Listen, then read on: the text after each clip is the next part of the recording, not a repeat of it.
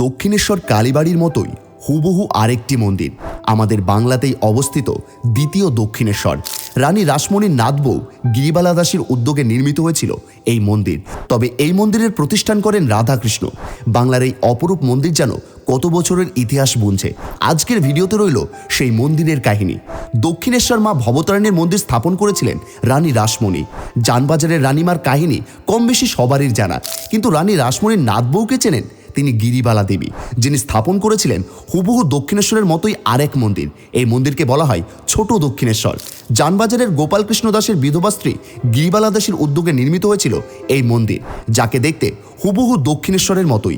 তবে দক্ষিণেশ্বরের মন্দিরে পূজিত হন দেবী দক্ষিণ কালী, কিন্তু এখানে মন্দিরের মূল দেবতা রাধা গোবিন্দ জিউ। 1318 সালের 18ই জ্যৈষ্ঠ এই মন্দির নির্মাণ হয়। শোনা যায় এই মন্দির তৈরি করতে সেই সময় খরচ হয়েছিল 3.5 লক্ষ টাকা। মন্দিরের চারপাশ প্রাচীর দিয়ে ঘেরা, বিস্তৃত উঠোনের মধ্যিখানে মন্দির, রয়েছে উঁচু বেদি, তার উপরেই অবস্থান মন্দিরের। দক্ষিণমুখী এই মন্দিরের প্রবেশপথটি 3 খিলানযুক্ত। মন্দিরের ওঠার সিঁড়ির দুই পাশে পাথরের দুটি নারীর মূর্তি, যাদের হাতে কাচের বাতিদান। মন্দিরের পশ্চিম দিকে অবস্থিত গিরিবালা ঘাট। মন্দির চত্বরে রয়েছে নহবতখানা এবং নাট মন্দির।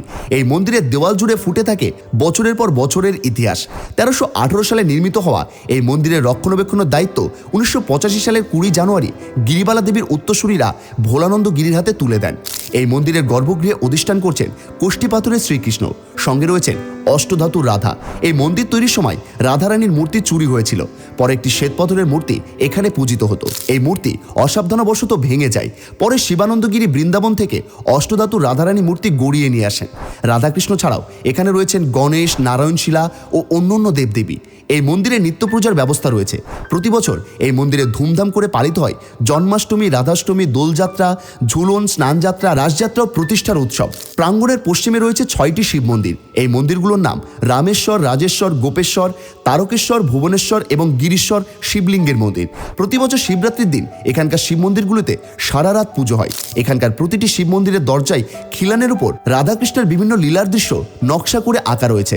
যেমন কামেশ্বর মন্দিরে রয়েছে যুগল মিলন, রাজেশ্বর মন্দিরে রয়েছে মথুরানাথ, গোপেশ্বর মন্দিরে গোষ্ঠলীলা, অনন্ত শয্যার দৃশ্য রয়েছে তারকেশ্বর মন্দিরে, ভুবনেশ্বর মন্দিরে স্থান পেয়েছে রায় মিলন, গিরিশ্বর মন্দিরের দৃশ্য অঙ্কিত রয়েছে কালিয়া দমনের।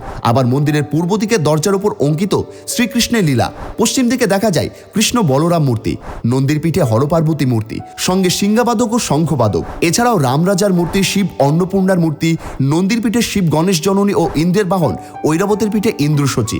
মূল মন্দিরের পূর্ব দিক বরাবর দেখা যায় অজস্র ঘর, যার মধ্যে রয়েছে ভোগ রান্নার ঘর, রয়েছে অফিস, ভাড়ার ঘর, ভক্ত সেবকদের জন্য রয়েছে কিছু ঘর। গিরিবালা দেবীর স্মরণে এখানে নির্মিত গিরিবালা ঠাকুরবাড়ি ভোলাগিরি স্নেহনীর নামেও পরিচিত। মন্দিরের গেটে তার উল্লেখ রয়েছে। প্রতি বছর প্রচুর দর্শনার্থী এই মন্দির দর্শনে আসেন। আপনিও সুযোগ পেলে তাই অবশ্যই ঘুরে আসুন বাংলার দ্বিতীয় দক্ষিণেশ্বর থেকে।